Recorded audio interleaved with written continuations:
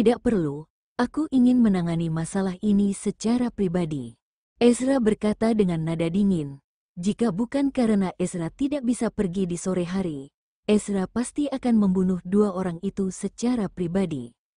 Bagaimanapun juga beberapa orang itu sudah menyentuh garis batasnya.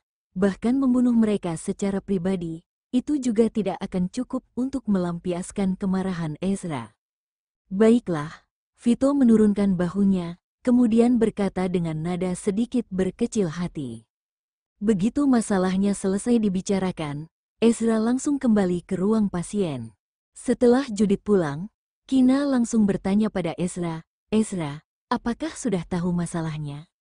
Saat berada di keluarga Okto, dari percakapan antara Ezra dan Vito, Kina dengan samar-samar tahu bahwa masalah tentang lemari bukanlah sesuatu yang tak terduga, tetapi merupakan kecelakaan yang sengaja dibuat oleh seseorang. Kemudian siapa yang ada di balik layar itu? Apalagi dirinya sendiri merupakan korban, kemudian hampir membuat bayi berada dalam keadaan bahaya, tentu saja Kina ingin tahu. Sudah tahu masalahnya, Ezra menjawab sambil mengangguk. Beberapa orang itu, siapa yang menghasut di balik layar?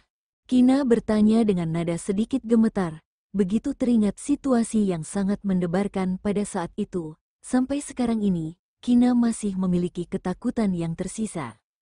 Lemari pakaian yang begitu besar, kemudian juga terbuat dari kayu yang berharga, beratnya pasti tidak ringan. Setelah memikirkannya seperti ini, Kina segera bertanya dengan gugup, "Oh iya, apakah kamu baik-baik saja?" Saat itu, lemari itu menghantam. "Jangan khawatir, aku baik-baik saja." Ezra memotong percakapan Kina, kemudian berkata dengan nada menghibur. Ezra berbeda dengan Kina yang begitu lemah dan juga sedang mengandung bayi. Kina sama sekali tidak bisa menahan berat lemari itu. Kemudian Ezra merupakan seorang pria. Ezra juga tinggal di Nirwana dalam jangka waktu yang panjang, sehingga memiliki keunggulan yang sangat besar dalam fisik dan kekuatan. Berat dari lemari itu sama sekali tidak akan melukai Ezra, paling tidak punggungnya akan memar beberapa hari saja. Benar-benar tidak apa-apa. Setelah mendengar Ezra berkata seperti ini, Kina bertanya dengan nada sedikit tidak tenang. "Maukan aku melepaskan semua pakaianku untuk diperiksa olehmu?" Ezra berkata sambil berdiri dari kursi. Tidak menunggu Kina tanggap, mantel di tubuhnya sudah dilepas oleh Ezra. Ezra meletakkan mantelnya di belakang kursi. Kina ketakutan hingga menutup matanya, kemudian berteriak, "Ah, Ezra, dasar kamu bajingan, cepat hentikan." "Kina, tidak tahu sudah berapa kali kamu melihat dan menyentuh tubuhku, tapi kamu masih tetap begitu malu." Setelah melihat wajah Kina yang merah, Ezra bercanda sambil tersenyum dengan tidak jelas. "Jika tidak memeriksanya secara pribadi, apakah kamu akan merasa tenang?" Ezra menyadari bahwa dirinya sendiri sedikit suka merayu Kina. Melihat wajah Kina yang tiba-tiba memerah, itu sangat imut. "Jelek, tidak suka, tidak ingin lihat," Kina terus menolak. Tapi malah diam-diam mengintip Ezra melalui celah tangannya. Setelah melihat Ezra sama sekali tidak melakukan tindakan selanjutnya, Kina baru menghela napas lega. Pria yang jahat ini malah melepaskan pakaian tanpa meminta izin darinya. Setelah melihat tindakan Kina yang mengatakan bahwa tidak ingin melihat, tapi malah diam-diam mengintip, Ezra ingin tertawa. Setelah Ezra duduk kembali lagi, Kina membicarakan masalah tadi lagi. Siapa yang menghasut beberapa orang itu? Itu merupakan beberapa saingan yang curang dari adik ketiga di dunia bisnis. Sekarang kondisi Kina tidak bisa mengetahui terlalu banyak hal. Ezra memilih untuk menyembunyikan kebenaran masalah ini untuk sementara waktu. Ezra langsung melemparkan masalahnya ke tubuh Vito, biar tidak menakuti Kina. Demi tidak membiarkan Kina merasa curiga, Ezra terus menjelaskan, "Bukankah kita pergi ke pesta ulang tahun Tuan Max 2 hari yang lalu? Beberapa orang itu tahu bahwa kamu merupakan nyonya muda kedua di keluarga Okto.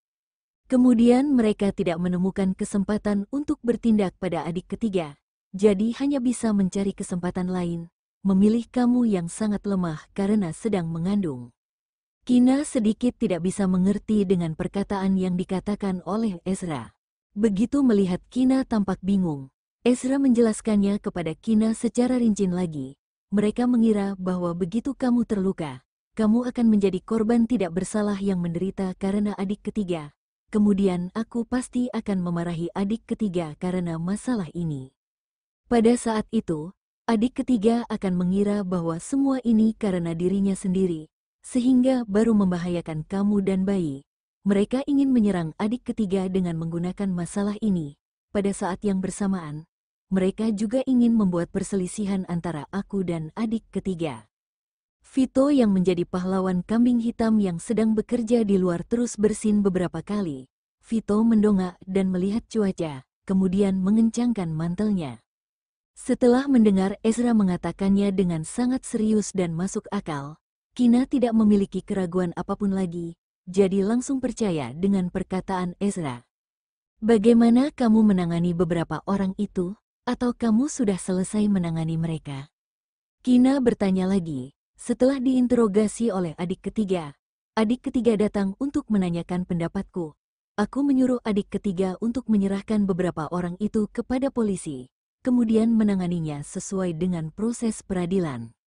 Ezra menjawab dengan nada polos. Ezra tidak ingin membiarkan Kina yang polos tahu masalah yang berdarah dan kotor itu. Ezra tidak ingin menghancurkan citranya yang baik di dalam hati Kina. Oh, setelah berpikir sejenak, Kina bertanya lagi, kalau begitu apakah kamu akan menyalahkan adik ipar karena masalah ini? Lalu bagaimana denganmu? Jika bukan karena adik ketiga, kamu dan bayi juga tidak akan mengalami kecelakaan. Ezra bertanya balik. Kina dengan serius memikirkannya selama beberapa detik, kemudian menggelengkan kepalanya. Tidak akan. Kita semua merupakan satu keluarga, apalagi aku dan bayi juga baik-baik saja. Hubungan antara Ezra dan Vito sangat baik. Jika orang yang terluka hari ini adalah Vito, Ezra juga akan merasa sangat sedih. Untungnya Kina dan bayi melewati pengalaman yang menakutkan tanpa kecelakaan. Perkataan Kina, kita semua merupakan satu keluarga, ini membuat hati Ezra merasa sangat tersentuh. Ezra mencondongkan tubuh untuk mendekati Kina, mencium pipi Kina dengan lembut, kemudian terus menyempurnakan kebohongannya. Jika aku dan adik ketiga memiliki kesalahpahaman karena masalah ini, maka ini sudah memenuhi keinginan musuh.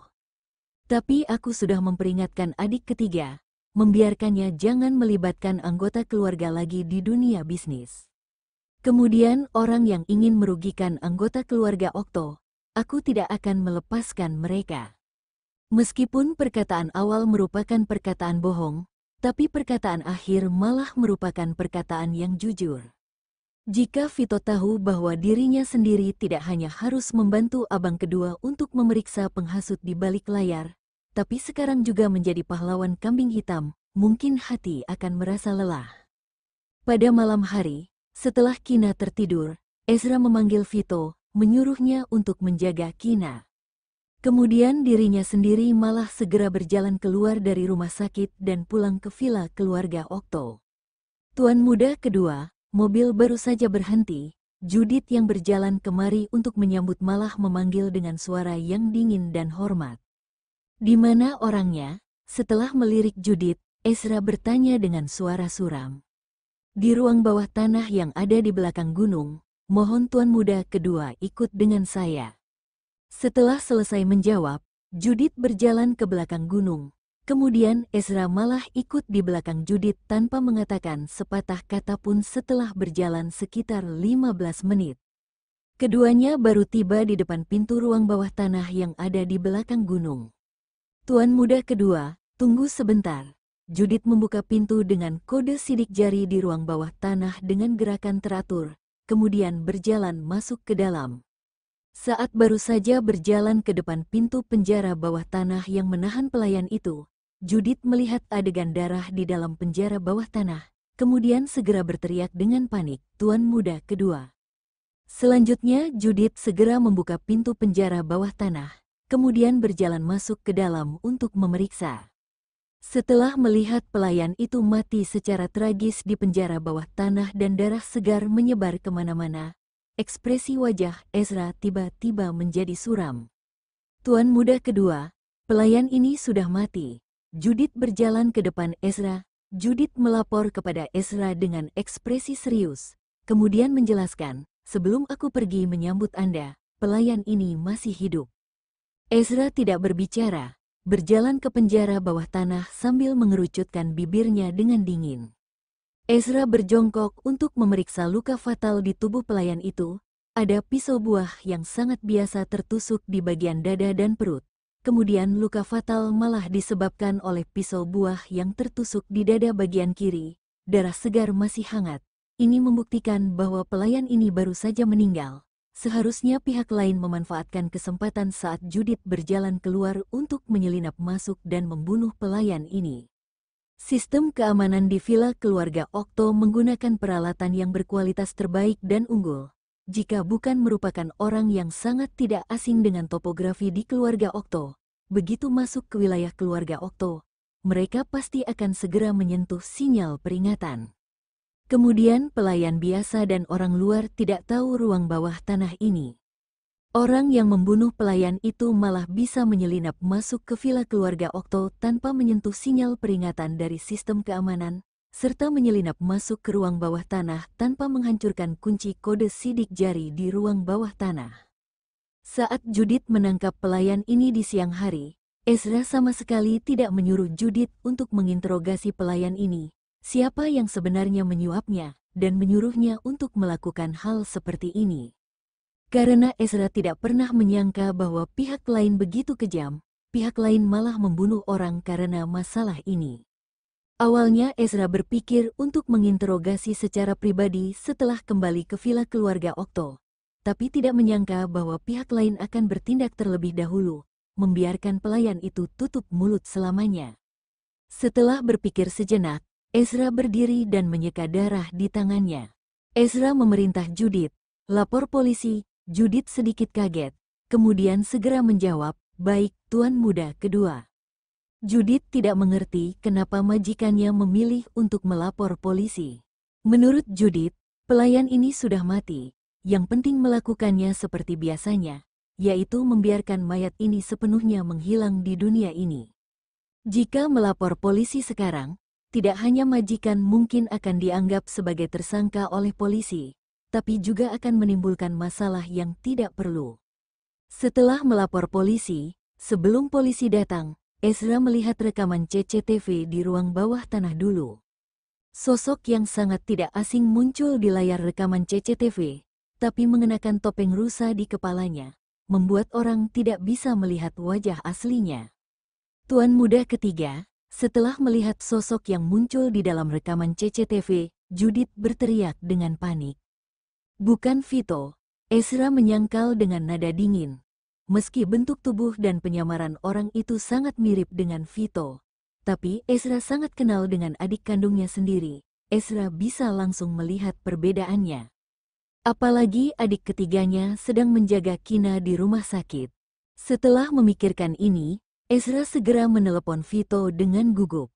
Di dalam rumah sakit, setelah melihat panggilan masuk dari abang kedua, Vito yang duduk di kursi dan sedang main game segera mengangkat. Abang kedua, ada apa? Karena Kina sudah tidur, Vito langsung bertanya dengan mengecilkan suaranya. Pelayan itu dibunuh oleh orang, kamu harus memperhatikan kakak iparmu di rumah sakit. Ezra memerintah dengan nada yang sangat serius. Lawan di sisi terang, aku di sisi gelap. Sekarang orang yang mati adalah pelayan. Ezra tidak tahu apa yang akan dilakukan oleh pihak lain di tahap selanjutnya, bahkan khawatir bahwa target pihak lain di tahap selanjutnya adalah Kina. Setelah mendengarkan ini, ekspresi wajah Vito menjadi tegang. Vito segera duduk tegak dan melirik ke sekeliling. Abang kedua, kamu tenang saja, aku akan sangat memperhatikannya. Vito berjanji dengan nada yang tegas. Selain itu, jangan memberitahukan masalah ini kepada kakak iparmu. Aku akan kembali ke rumah sakit setelah menyelesaikan masalah di sini. Setelah selesai berkata, Ezra memerintah beberapa hal lagi, kemudian baru menutup telepon. Karena merupakan laporan dari keluarga Okto, Ditambah merupakan kasus pembunuhan, polisi sangat memperhatikan masalah ini. Tidak lama kemudian, beberapa mobil polisi muncul di villa keluarga Okto. Puluhan polisi kriminal dan dokter forensik yang sangat berpengalaman datang ke sini. Ezra langsung membawa polisi kriminal dan dokter forensik ke ruang bawah tanah, kemudian berinisiatif untuk menjelaskannya dengan nada yang acuh tak acuh. Ini merupakan pelayan yang dipekerjakan oleh keluarga Okto. Istriku dirawat di rumah sakit karena mengalami pendarahan vagina hari ini. Anggota lain dari keluarga Okto juga ikut ke rumah sakit. Pelayan ini menyelinap masuk ke kamarku saat majikan tidak ada di rumah. Tapi pelayan ini malah ketahuan saat mencuri barang. Aku menyuruh orang untuk menguncinya di ruang bawah tanah. Awalnya berencana untuk menangani masalah ini setelah pulang dari rumah sakit malam ini. Tapi tidak menyangka bahwa aku malah menyadari pelayan ini sudah mati saat pulang ke sini. Polisi kriminal yang lain sedang sibuk memeriksa, memotret foto, mengumpulkan bukti, mencari petunjuk dan lainnya. Kemudian Akai yang ada di dalam tim polisi kriminal berjalan ke depan Ezra. Akai bertanya dengan nada yang sedikit tegas, "Tuan muda kedua, bisakah membiarkan saya melihat rekaman CCTV di keluarga Okto?" "Tentu bisa." Setelah menjawab dengan nada dingin, Ezra berbalik badan dan berjalan keluar dari ruang bawah tanah. Setelah memerintah beberapa hal kepada bawahannya, Akai juga mengikuti Ezra berjalan keluar. Begitu tiba di ruang CCTV keluarga Okto, sesuai dengan waktu kematian almarhum, dengan cepat menampilkan rekaman CCTV pada saat itu. "Tuan muda kedua, punggung orang ini sangat mirip dengan tuan muda ketiga. Apakah Anda tahu di mana tuan muda ketiga berada pada waktu ini?" Setelah melihat rekaman CCTV pada saat itu, Akai dari polisi kriminal bertanya dengan serius. Akai terkenal dengan tidak memihak, menentang ancaman dan kekerasan. Bahkan jika menghadapi Ezra yang merupakan pemimpin di pasukan khusus Wolves, Akai sama sekali tidak menunjukkan sikap yang membungkuk dan menjilat. Akai terus mempertahankan sikap yang profesional, menangani kasus sesuai dengan proses hukum. "Orang ini bukan adik ketigaku. Sebelum aku kembali untuk menangani masalah tentang pelayan mencuri barang, aku menyuruh adik ketigaku untuk menjaga istriku. Sekarang adik ketigaku berada di rumah sakit." Ezra menjawab dengan jujur. Ezra juga menyebutkan nama rumah sakit yang ditinggal oleh Kina. Jika tidak percaya, Akai bisa pergi memeriksanya. Selanjutnya Ezra menjelaskannya dengan nada yang acuh tak acuh. "Sebenarnya sebelum polisi datang, aku sudah melihat rekaman CCTV. Meski punggung orang ini sangat mirip dengan adik ketigaku, tapi ini bukan adik ketigaku. Jika merupakan adik ketigaku, rekaman CCTV ini sudah dihapus olehku. Apalagi adik ketigaku tidak memiliki motif untuk membunuh pelayan ini. Selain itu, adik ketigaku sangat tahu area CCTV di setiap sudut villa keluarga Okto. Jika adik ketigaku ingin membunuh pelayan ini, setidaknya akan mematikan rekaman CCTV dulu. Tidak mungkin bodoh hingga membuat rekaman CCTV mengambil punggungnya. Ini sangat jelas merupakan tindakan yang membuat tuduhan palsu." Pemikiran Akai sama sekali tidak terpengaruh karena penjelasan dari Ezra. Sebelum kebenaran terungkap, Akai tidak akan melepaskan setiap titik kecurigaan. Selanjutnya Akai menyalin rekaman CCTV keluarga Okto saat itu, kemudian menanyakan banyak pertanyaan kepada Ezra, mencoba untuk mencari titik lemah dari perkataan Ezra, melihat apakah Ezra sedang berbohong atau tidak. Tapi Ezra sangat sabar dan menjawab setiap pertanyaan yang ditanyakan oleh Akai dengan lancar. Bahkan berinisiatif untuk menceritakan masalah tentang Ahri datang ke keluarga Okto semalam. Ahri menyelinap masuk ke kamarnya 2 kali, serta dia mengusir Ahri keluar dari keluarga Okto setelah menyadari bahwa Ahri masuk ke kamarnya. Kemudian pelayan itu menyelinap masuk ke kamar mereka hari ini, mencoba untuk mencuri sebuah perangkat penyadapan dari tas istrinya. Ezra menceritakan semuanya kepada Akai. Memang setelah menyadari bahwa pelayan itu dibunuh, demi menghindari masalah yang berhubungan dengan polisi, Ezra memiliki cara untuk membuat pelayan ini menghilang dari dunia tanpa ada yang mengetahuinya. Tapi Ezra malah memilih untuk melapor polisi. Iya, Ezra ingin mengalihkan perhatian polisi ke tubuh Ahri, memanfaatkan kesempatan ini untuk membatasi sedikit gerakan Ahri.